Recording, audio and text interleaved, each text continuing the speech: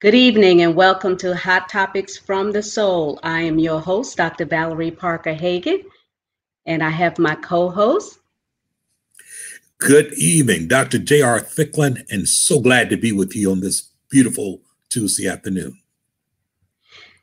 A few years ago, about 26 years ago, I met an extraordinary man that transformed my life.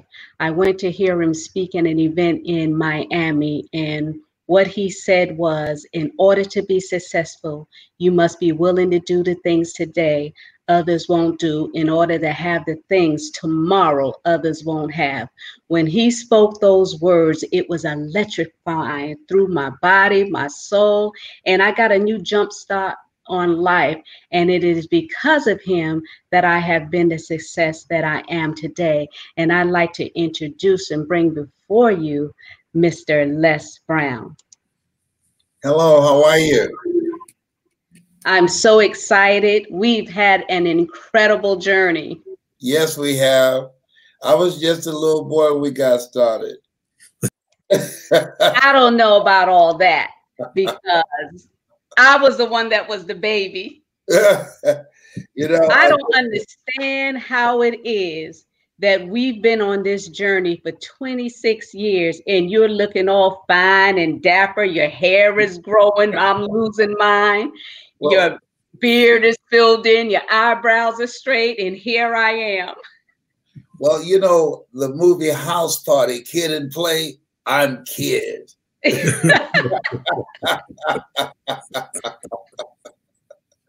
So I'm so glad to be able to be here with you and Dr. J.R. Thicklin. And I just feel that this time where we are, you know, my daughter, Dr. Ona Brown, she said gaps are from God.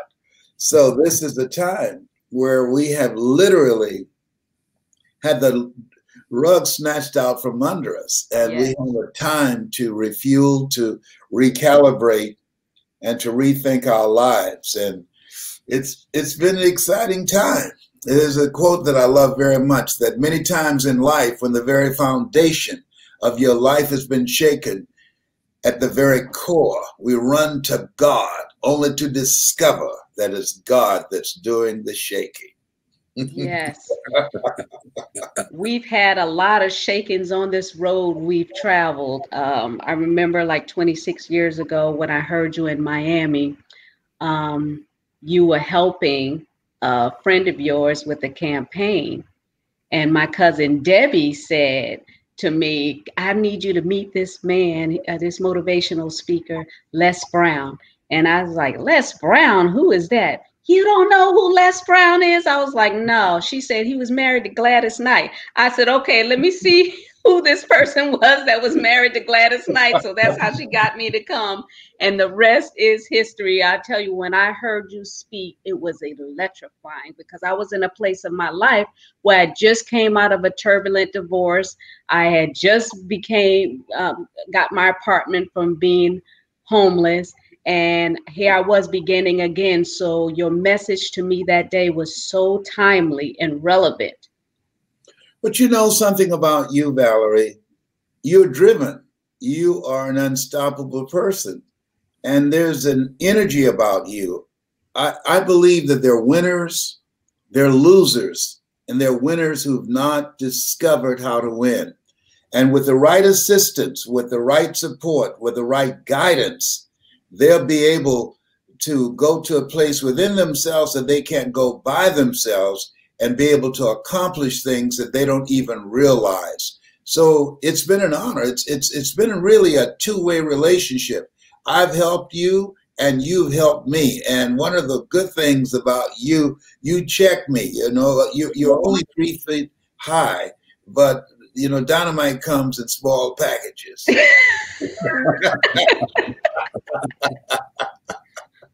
Wow.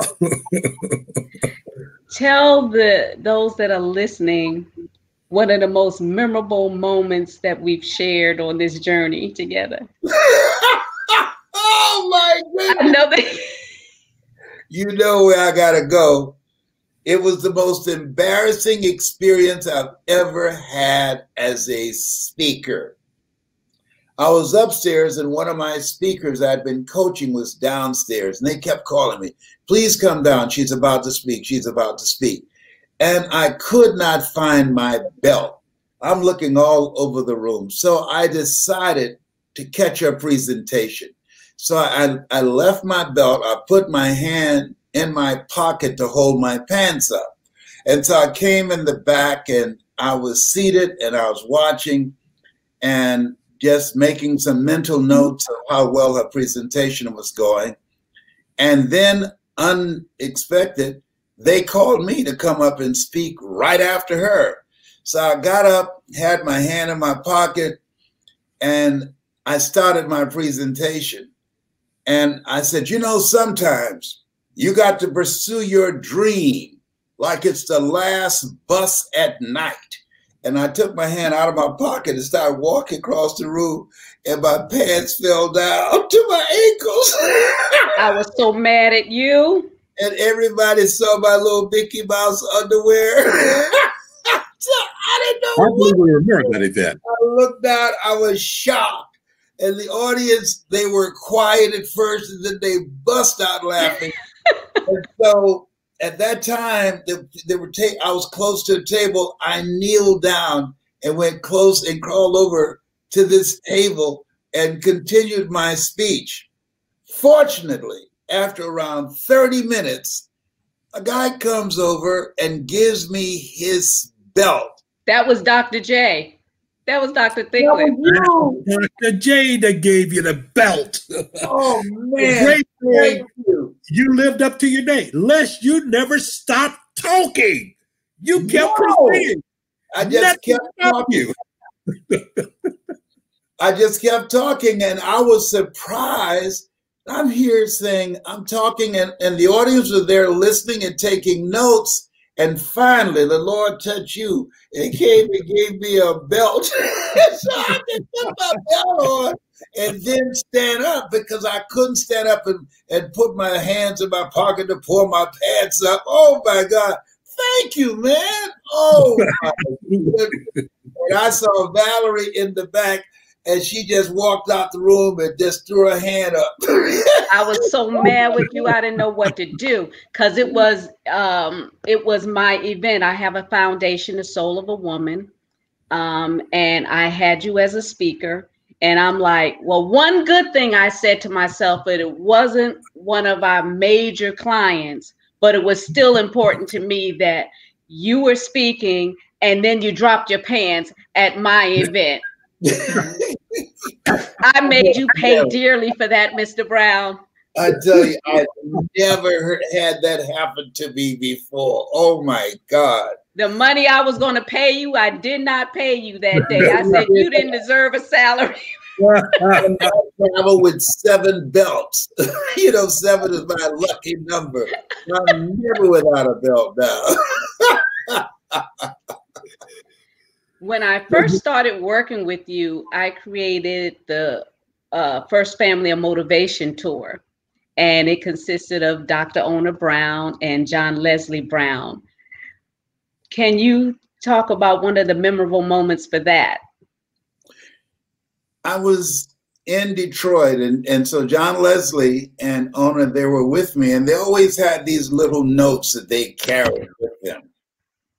So I went up first, and I was seated in the minister's chair. And when they came up, I said, may I look at your notes for just a moment? And they each gave me their notes. I took the notes, I pulled them up, I tore them up. I said, tonight, you will hear the voices. That was in Philadelphia. Yes, oh, that was Philadelphia. Okay. Yes, it was Philadelphia. You will hear the voices.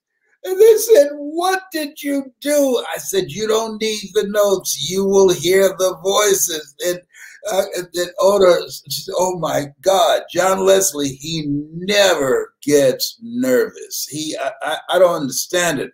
I remember when I was at TD Jakes' Manpower Conference, it was 15,000 people. And we were backstage, and I was pacing back and forth. And he said, why are you walking back and forth? I said, I'm nervous. I said, there are 15,000 men out there waiting for us to come out. This is a manpower conference. This is our first time here. I said, aren't you nervous? He said, no. I said, why? He said, I don't know. We just go out there and speak. And sure enough, he came out there and he did his piece. I was blown away. Yeah, he doesn't know what nervous is, but I was nervous. I'm always nervous in any type of speaking situation because every audience, they have their own personality. When I spoke in the Georgia Dome, I saw it the other day. I've never seen it all the way through because I get nervous watching it, but I see it as a person who's seeing it for the first time because I don't remember giving the speech. And I'm very critical of myself, but I said, that dude is bad. So I've only gotten 1/3 of the way through it. But I remember when Mike Williams said to me, you got this, Brownie. You got this. And I think it's very important that you have someone in your life that believe in you until it kickstarts your belief in yourself. Mm-hmm. And I believe in his belief in me. And I knew the way he looked at me and he said, you got this, make your mother proud. That I knew that he would only say that to me if he knew and felt that I can do it. But I did not know at the time. That's why courage is so very important. It's important now. I remember spending a full day, one of the most blessed experiences I've ever had with Maya Angelou. And she said, of all the virtues, courage is the most important. She said, nothing happens without courage. And when he said, you got this, it gave me the courage. I went to another place and I had this mindset, I'm going to command this audience of 80,000 people. I invite everybody, if they have not seen it, to go and watch it in the strategies that I use. Les Brown speaking in the Georgia Dome. It's a speech that a lot of people around the world have seen that, and millions of people have enjoyed it and had a transformative impact on them. Yes, it has definitely transformed my life. One of the best series you ever did that I love is Choosing Your Future. How did that one come about? I was going to give my last series a speech that I was not going to give any more speeches because King World had recruited me to do a talk show, and they paid me $5 million to do the show and $1 million not to talk, not to give any more speeches. They said, because they said, what it takes to do an interview, you have to create intimacy between you and that person. What it takes to give us a speech, you have to talk to the last person in the back of the room. And I said, well, I'm not going to stop speaking. He said, we'll give you $1 million. I said, I said, okay. So I did this series. I said, I'll do this series and that's it. It's possible. It's necessary. It's you. It's hard. It's worth it. It's done. And I decided that once I got through with that, that would be the last speech I would give in this space. But it wasn't supposed to be. You know, a job is something that you get paid for. A calling is something that you're made for. And even after they canceled the show, I said to myself, I enjoyed this. Money was good. Chauffeur-driven limousine, $3,500 a month, condominium.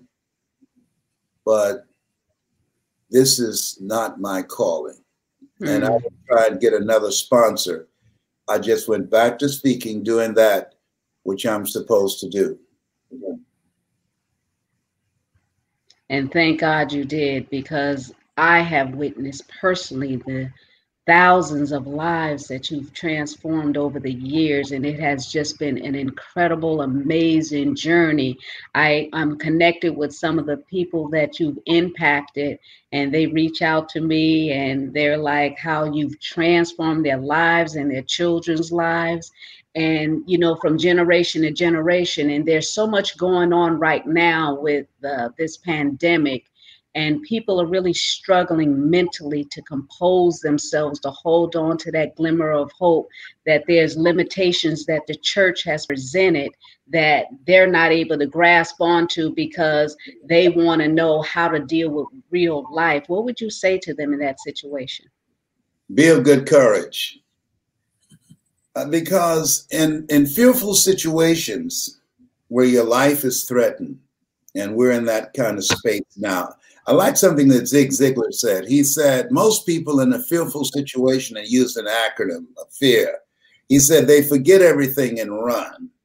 But there are few people who face everything and rise. God has not given us a spirit of fear, but a spirit of power and of love and a sound mind. So beginning to know and to live from your faith. Faith not tested can't be trusted. And so it's easy to have faith when you have your bills paid, your marriage is working out, your children acting like they have good sense, your health is strong. I remember when Dr. Alfred Golson said, Mr. Brown, you have 4th stage cancer. I said, I do? He said, yes, and it metastasized to 7 areas of your body. That's why you have that large swelling on the back of your neck. Cancer's eating 43% of that T1 vertebrae. I said, oh. And I said, can you give me a second opinion? He said, yes. And you're ugly too. I said, what? I said, no, you didn't go there. You did not call me ugly. Oh my God. You man, that's wrong. And then he said, but you got this. I never tell any of my patients that you're terminally ill. What I say is that my abilities, my skills, my knowledge have terminated.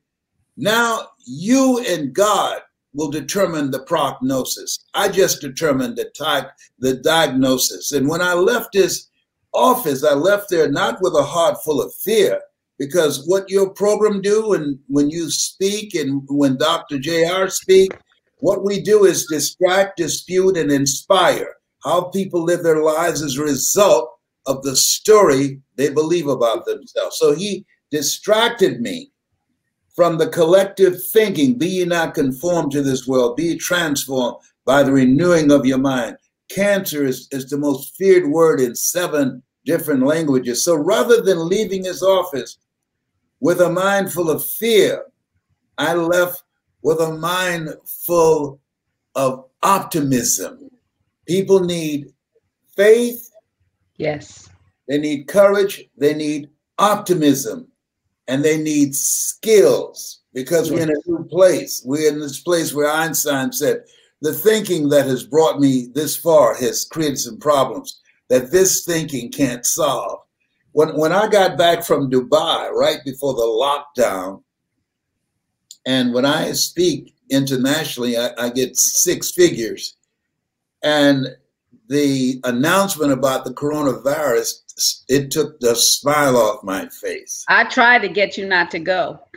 I know, but I was going to get that money then. You know, what give $225,000 a good garden and a healthy hog, and you can make it through the winter. All yes. right. I know. But I was willing to give up the commission and all. I know it. So, but I got back just in time. And then I remember the disciples said to Jesus they couldn't catch any fish. And he said, throw your net on the other side. And so now I'm teaching people how, through the comfort of their home, in front of the computer, virtually, how to earn money with their knowledge, with their skills, with their story. The computer is not asymptomatic. It does not sneeze on you or cough on you. You could be near it, and the kind of virus it has, it won't affect human beings. And so to be here and to be able to train people and talk to people just like I'm talking to you. And I do 3 to 4 presentations every day. And because the computer, it eliminates geography. And so this is a new tool. People say opportunity knocks on every door. No, the Bible says watch as well as pray. Opportunity stands by waiting silently for you to recognize it. And so I decided I'm going to learn this. I'm going to take advantage of this. Now, earlier, I came on live. Everybody saw it but me. But I didn't mind making mistakes. I believe that anything that's worth doing is worth doing badly. It's worth doing right if you know how to do it. But if you don't know how to do it, it's worth doing badly until you get it right. Because at the end of the day, if you're not willing to learn, no one can help you. But if you're willing to learn, no one can stop you. So at 75, my goal is to finish strong. At 75, my goal is to rob the cemetery, as Miles Monroe would say, of my dreams, of my talents, of my coaching skills, of my voice and my stories, than to finish strong. And you finishing strong with all your hair. No one does it better. I mean, Les, over the years, you have impacted so many different generations. When I go back and listen at so many of your things, going back to cassettes, CDs, yeah. You have done it. My sons, when they went off to college, I gave them your package series, Dealing with Freedom. And I said, you make sure that you listen to it, because I won't be there. But if you can listen to the motivation from this man here, it will transform your life. When you listen, the great late Dr. Miles Monroe, I was listening to him the other day, and he referenced you. He talked to the people about their knowledge and filling your mind with knowledge. When you get in your car, you got to listen to the right thing. And what did he say? He said, when I get in my car, I'm listening to people like Les Brown because he's giving me something to say. Les, the thing that has been incredible over all of these years is that not only have you remained relevant, but there are so many people, both in the faith world, the corporate world, and everywhere, have learned from not only your style, your skill, your gift, but literally your example. So as you are finishing strong, you're also building this army of people who looks back and say that, listen, Les Brown said something, Les Brown demonstrated something that has ignited me in a way that I can't stop. What do you say about that? Because literally you are the godfather. You're the godfather of motivational speaking. I am humbled by it. I started out with 5 people in my mother's living room in Liberty City, 19th Avenue and Northwest 55th Terrace. When I resigned from the Ohio legislature to go back to Miami, my sister called me. I was a state legislator. I just got reelected my 3rd time. And she said, Leslie, are you sitting down? And I said, what's wrong with Mama? And she said, Mama has breast cancer. They said it's terminal. I said, I'll be there. She, oh, you don't have to come. They have all type of nursing homes in Dade County. I said, listen to me, Margaret Ann. I'm coming. I'll be there. And Mama never wanted to be in a nursing home, and I was not going to allow that. I was the chairman of the Human Resource Committee, the Education Committee. I passed 14 bills my first term. I was going to run for the Senate and then for Congress and statewide office. I enjoyed politics, but I love my mama. I always tell audiences before I speak, I'm here because of 2 women. God took me out of my biological mother's womb and placed me in the heart of my adopted mother. One gave me life and the other one gave me love. And when I came back to Miami and I rang the doorbell, a friend of my mother's was there named Mildred. I said, hello, Miss Mildred. And she came to the door. She said, oh my God. She said, Mamie, Leslie's here. And I heard my mother say, I knew he would come. I knew my boy would come.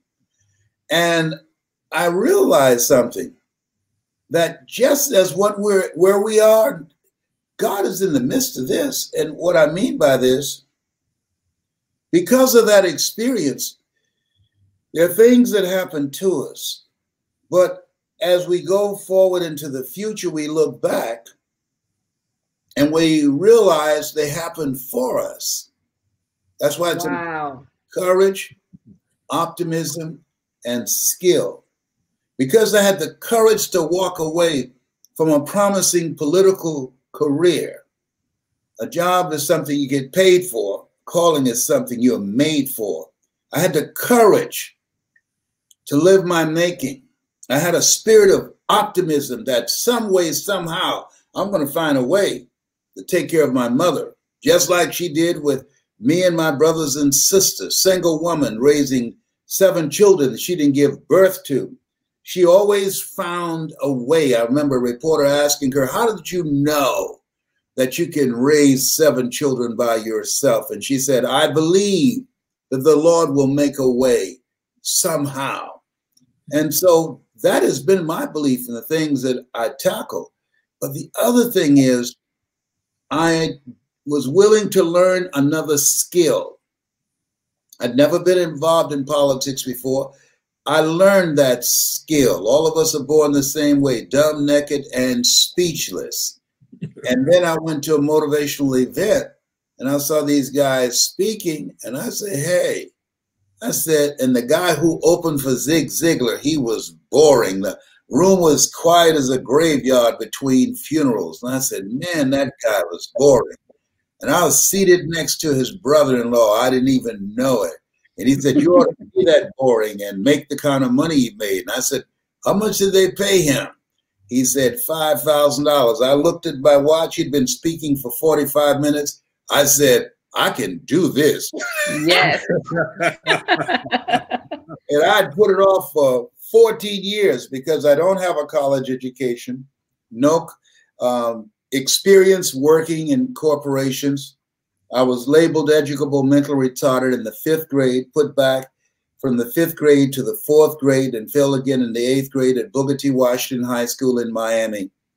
87% of the kids that are put in special education are African-American males. They determine the number of prisons that they will build based upon the failure rate of African-American males in the 3rd grade.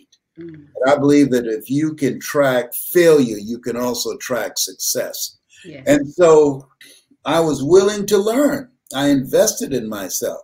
And I'm so glad I selected this area. There's an article that came out last month in Fast magazine. They said the most important skill that you can have is the ability to communicate. They said that it is far more important than your technical skills. This is the attention economy. And Warren Buffett said, the inability to communicate is like winking at a woman in the dark. Nothing happens. Wow. Oh, behave, baby. So I have a ball when I speak. I love making people feel good. I love making them laugh. I love inspiring them. I love giving them a reason to go within themselves and find them the true self, because you can't read the label when you're locked in the box. Paul said, I must die daily, that we all must die daily to give birth to parts of ourselves that we don't want to take to the cemetery with us. That's why Miles Monroe said, rob the cemetery of your dreams, of your talents, of your abilities. Wow. Wow. Well, you have done that. You've done that. And that's what's amazing is that your message. Now, there are many motivational speakers, and this is what I believe make you the godfather, because you have had the ability to connect with people on so many different levels. For those that are broke, you've been there. For those that have had money, you've been there. For those that have been challenged with sickness, you've been there. For those that have been down on their faith, you've been there.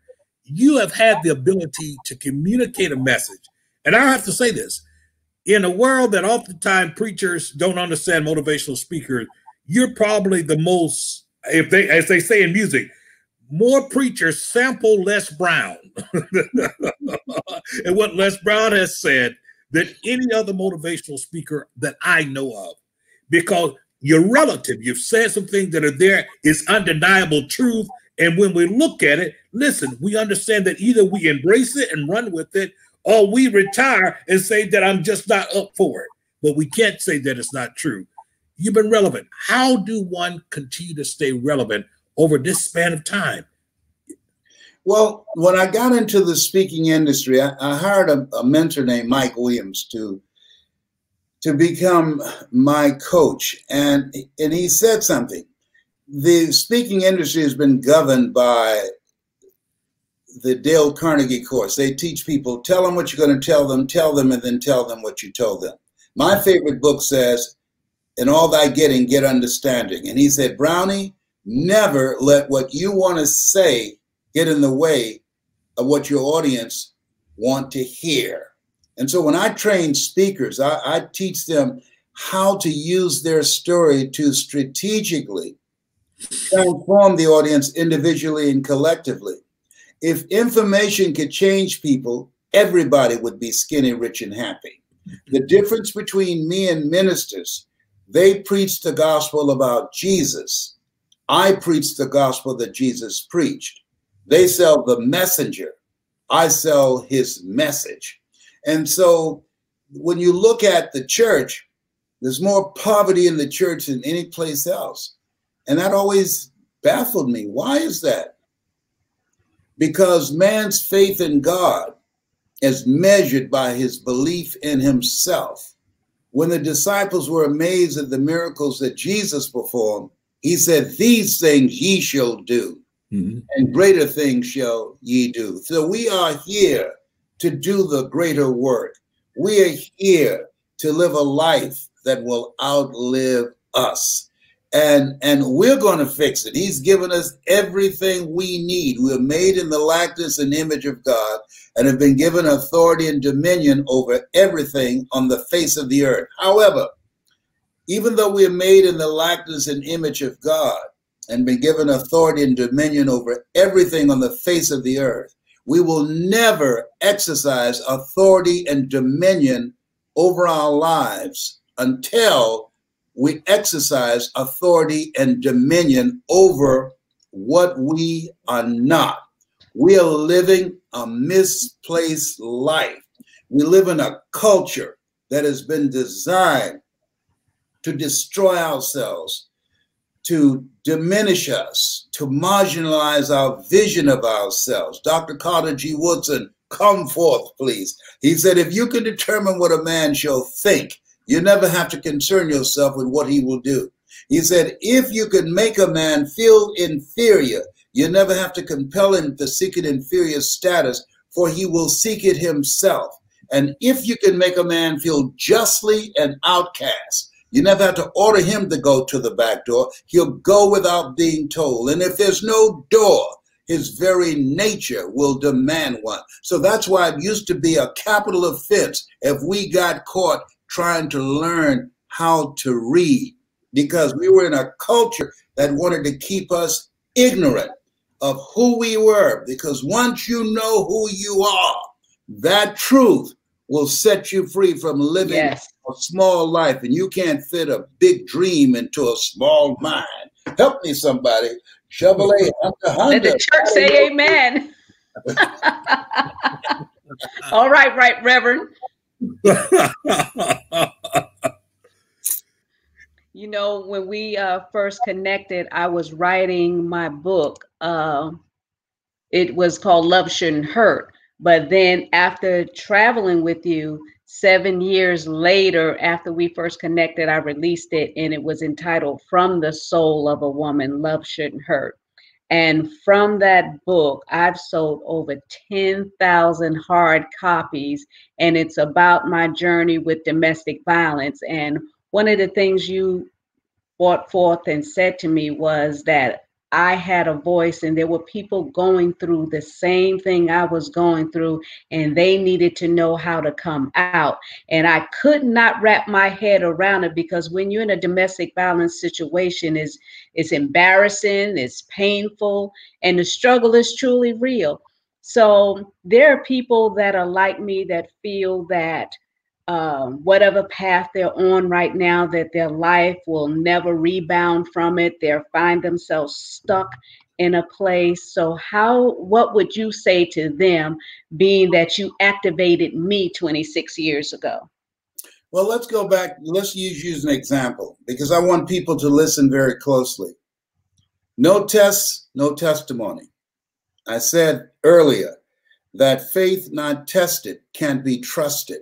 We're going through a test right now, and God is in the midst of this. This is an incredible time. So just if you don't write another book, and just take your book that you wrote years ago.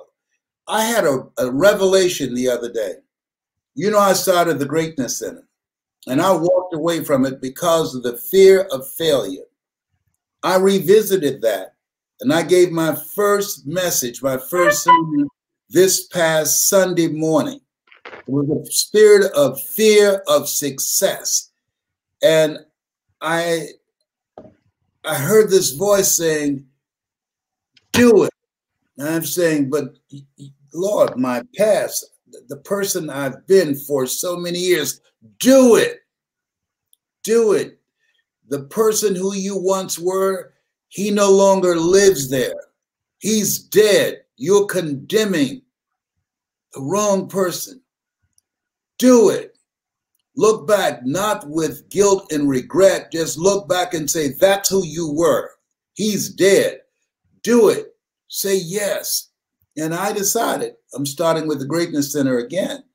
And I did the sermon 10 o'clock Monday morning. I'll do it Sunday morning. I'll do it every Sunday. But let's take you right now. Domestic violence has increased over 40%. Yes. So if we take just now your message, then just like I walked away from the Quest Center of Truth, which was the Greatness Center ultimately. And we did one, work and focus on your message from your story. 2, create the book. The book is already there. 3, create an online course teaching women how to begin to develop a sense of self, where they come to believe, I deserve more. How to create an exit plan, an escape plan to another life. And so when they, 1, fortify their faith, build mental resolve, that's what it takes to get out of a domestic situation. 2, you have to upgrade your skill set so that you can become independent. You want a man, but you don't need a man. And 3, becoming a part of a community of collaborative, achievement-driven, supportive relationships. Just with those 3, you can, and leveraging the work that you helped me build my career. You can, leveraging my name and reputation. It's about relationships. People say, it's not what you know, it's who you know. That's not exactly true. Who you know and what they know about you. I know you to be a woman of integrity, a good mother, a dedicated wife, and a person who's gone through hell, and you came out better rather than bitter. So I'm willing to leverage my name and reputation for you. And you and I can teach others who are now listening to us and watching us to know that there is hope, because knowledge is the new currency. Your ability to communicate, the hardship, the pain, the things that you've gone through will become the survival guide for people who are going through a living hell right now. People who are trapped with their abusers. Women who are going into the drugstore and the pharmacists are listening for code language to indicate that they are living with an abuser and they need some help. everything, all things work together for good for those who love God and for those who are called according to his purpose. When we look for ways in which we can help each other, help somebody and help yourself, because what you give is what you get. We've all been in situations that wasn't us. I mean, you know what hell I went through. If everybody Yes. a book called You Gotta Be Hungry, somebody almost took me out. And my kids and you had to rescue me. I mean, I have tears of gratitude. I could have died. I'm only here because of God's grace and mercy. You know, and so the other night, I could hear that song by Shekinah Glory.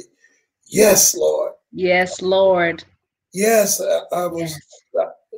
I couldn't. I was in such pain from cancer and sciatica pain, and you and my knees. You helped me, and I don't know if I would be able to come back from that, but God saw fit. He saw fit for me to come back and to be here at this point in time. And we're positioned to do the greater work. We're positioned. We're in this place because he wants us to be here. We have favor with God. Otherwise, we'll be taking a dirt nap. Yes, yes. As I said, we have had such an incredible journey, and people don't know you to be a philanthropist, that you have literally given away millions and millions of dollars to help empower people and families, the countless families that you've supported, and how many kids you put through college. You don't just, talk to talk, but you walk that walk. You've sold it to so many people's lives. I mean, I've witnessed it. And as a matter of fact, because of you, I started my foundation From the Soul of a Woman, because of the fact that there are so many people that need, and sometimes they can't even speak it because their positioning and where they are is so hard that they can't even speak it. But because of discernment and watching you and see how you maneuver, and you secretly go and give people, not for recognition, but because you can. You say, I asked you, I said, why do you do that? You said, because I can. And so when I sow into people's lives, I've given away a lot of money, a lot of money too. Yeah. I mean, sometimes I just be led to just put money in people's hands. And I do that because I'm reminded of God's grace and mercy that he's shown towards you on many occasions. And when you were struggling with the cancer and you would get up on stage, people wouldn't know that you were going through excruciating pain, and yet you would give and give. And then when we get back to the hotel, you can barely get out of your clothes. I had to pull your jacket off, and you'd be like, Valerie, I just gotta rest. I just gotta rest. Just give me a minute, baby. Just give me a minute. But they have no idea the enormous heart that you have for people and wanting to see them make it. But one of the other things you also say is that people won't participate in their own rescue.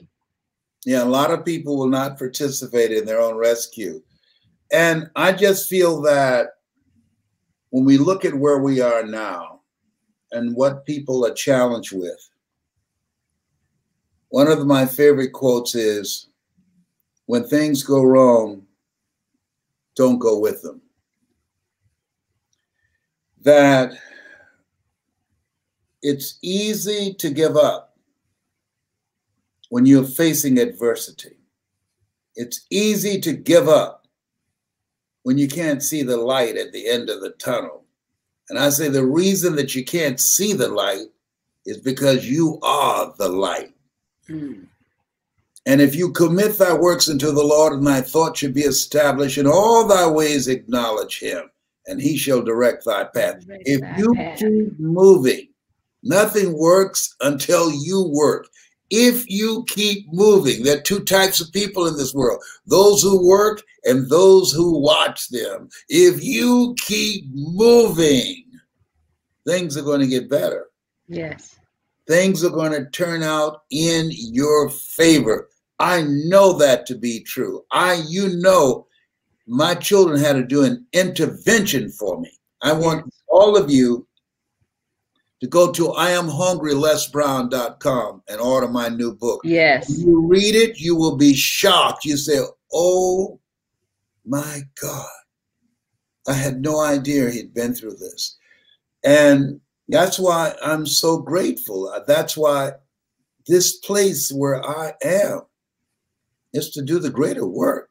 That's why Dr. JR, who could be doing something else, but he said, I'm coming on tonight and be with you at last, that we have choices. And I believe that as much as he has chosen to be here and you've chosen to be here, that you were chosen to be here, to do the greater work. There are people listening to us, and it's a God moment. They could be someplace else, but they're not. Why? Because it's their time. And with courage, optimism, and increasing their skills, they'll carve out a tunnel of hope through the mountains of despair. I'm on fire tonight. Yes, you are. Absolutely. And talking about your book, You've Got to Be Hungry. There was a chapter in there you wrote where you and your mother were walking through the park and you were assaulted by a police officer. No, he didn't assault me. I let her hand go. Mm-hmm.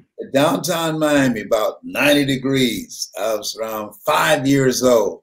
And I saw these white kids drinking from a water fountain. And I was thirsty and I let her hand go. And I ran and stood in line. And after they got through drinking water, I got to the water fountain and I started drinking water. And I heard my mother say, Leslie, stop. And she grabbed me by the back of my neck and slung me to the ground and started punching me like I was a grown man in my face and my head and my mouth. And I said, Mama, this crazed look in her eyes. I said, Mama, it's me, it's me. And at that moment, a white cop came. He had a nightstick in his hand. Right. And he kept on. She intervened. Yeah, he kept on hitting it in his hand. He said, okay, you beat that little nigger boy enough.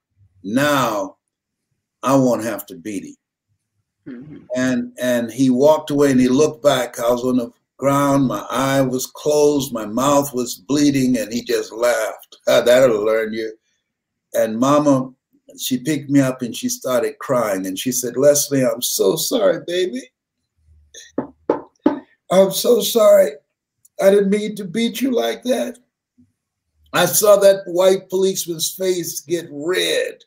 And he was coming toward you with his nightstick. And had he hit you with that nightstick, he would have had to kill me because I would have fought him until he killed me. And I would have left you and your brothers and sisters to fend for yourself.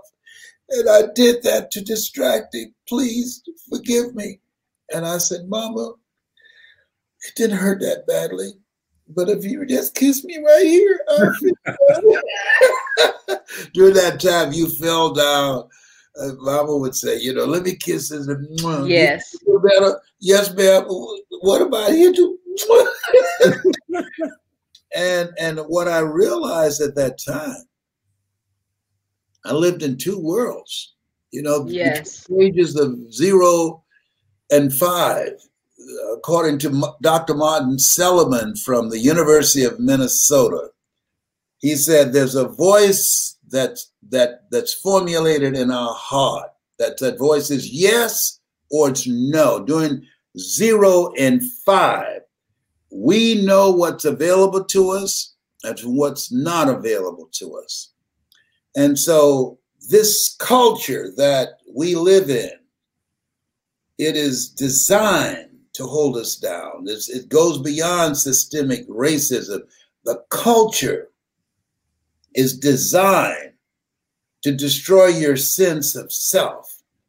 And once you do that, once a person sense of self has been destroyed, you have robbed them of their ability to live a productive life, to live a life of impact, a life of significance. And that's why the work that Dr. JR is doing and what you're doing and what I've been involved in is that the most important thing that we can do is help to cultivate a strong sense of self.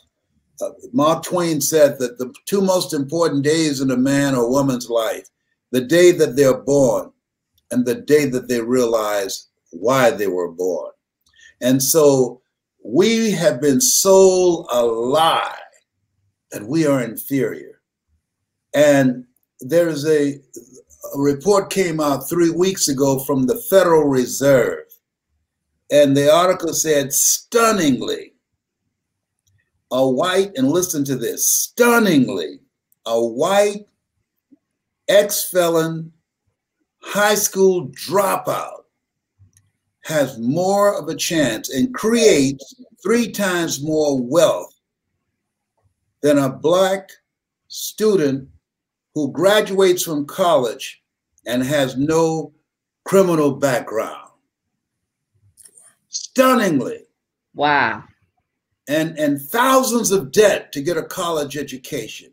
But that white high school dropout with a criminal record has more of a chance of getting a job and creating 3 times more wealth than that Black college student who graduates with thousands of dollars in student loans. And that's why I say you got to be hungry. Those who hunger and thirst after righteousness, right thinking, right vision, right words, right relationships, and the right skills. Those who are hungry shall be filled. And so this is our time. This is our time. Even 45 and all of his madness. This is our time. Come on. Yeah. Absolutely. Because we are awake. God has not left us. He's still in this mix up in here. You know, he's still in charge. And he doesn't always take charge because we have a role in this. I like what Mary McLeod Bethune said. She said, pray as if everything depends upon God and work as if everything depends upon us. I used to be so broke, I'd walk past a bank and trip the alarm. My children would answer the phone and say, my daddy say, hey, ho. I found out a long time ago that the fastest way to get back on your feet is to miss 3 car payments. And you can't even hide that car now. They got they got the tracker. They can track it. I think that should be outlawed. That's wrong and invading my privacy. You've led an awesome career, and one of the things you've also done is you have trained platinum speakers. Now you have a Prodigy program that people can find out about that on your website, Les Brown Prodigies, and of course your book. Can you tell me one memorable moment you had during one of our trainings when we were doing platinums? Yes. One of the memorable moments is when I was working with Mike Jones. Oh, wow. Who's been blind because of a medical mistake. Yeah. Since he was 10 years old. And working with Mike came from Philadelphia. He heard one of my motivational speeches. And he came from Philadelphia to Chicago without a cane or a dog. You hear me? He was hungry. He was hungry. And he got on a train and sat next to someone who was coming to Chicago. When you take one step, he'll take two. Come on, somebody. Well, and this guy, they struck up a conversation. And when they got to Chicago, this guy put him in a cab.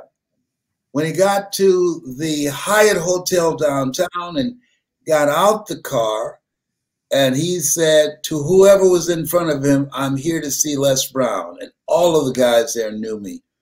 And they brought him in, held his hand, and put him on the escalator. And they said, you'll hear his voice upstairs at the top of the steps. And he followed my voice and came in the room. And eventually I saw him and we talked. And I said, can you see? He said, no. I said, who's with you? He said, no one. Do you have a dog? He said, no. Cane? No. He said, I wanted to hear you in person. I said, man, what faith. He said, you said you got to be hungry. I'm hungry for another life.